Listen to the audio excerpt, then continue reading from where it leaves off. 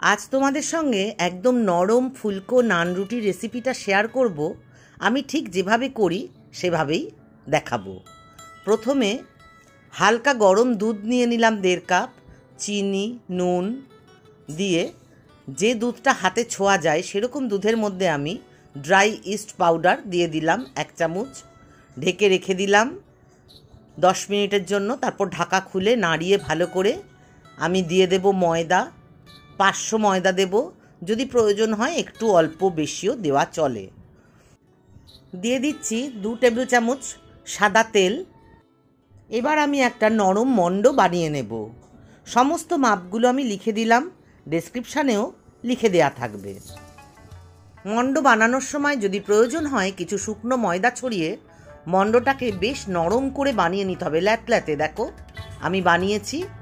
আর এইভাবে আমি ভেতরে এয়ারটাকে ট্র্যাপ করে নিচ্ছি যাতে এটা ভালো করে ফুলে ওঠে। এই প্রসেসটা এইভাবে করে আমি গোলটা করেছি।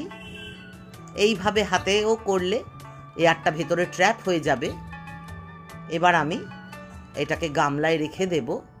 এইভাবে এয়ারটাকে ট্র্যাপ করে দিচ্ছি ভেতরে, এতে ফুলবে ভালো। এবার ওপর থেকে তেল লাগিয়ে দেব। 4-5টায় ভালো করে তেল দিয়ে ঢাকা দিয়ে 1 ঘন্টা আমি রেখে দেব। 1 ঘন্টা পর ঢাকা খুললেই দেখো ময়দা কত ফুলে উঠেছে, পুরো নরম তুলতুলে।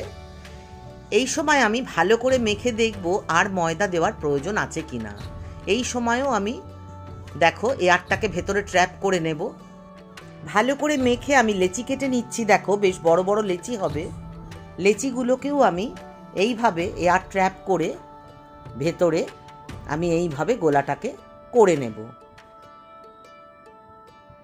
এইভাবে গোলাটা করে নেব। তারপরে সামান্য শুকনো ময়দা দিয়ে আমি মোটা করে বেলে নেব। মোটা করে বেলে নিয়েছি। এবার কিছু কালো জিরে ছড়িয়ে দিলাম, দিয়ে দিলাম ধনেপাতা কুচি। এবার ভিজে হাত দিয়ে চেপে চেপে দিলেই এটা কিন্তু লেগে থাকবে। এবার উল্টো পিঠে একবার বেলে নিয়ে জল লাগিয়ে দেব, দিয়ে গরম অ্যালুমিনিয়াম বা লোহার তাওয়ায় বা প্যানে এটা করতে দেব, বা প্রেশার কুকারেও করা যায়। প্রেশার কুকারটা উল্টে নিয়ে আমি এই প্যানটায় করছি, অ্যালুমিনিয়ামের প্যানে।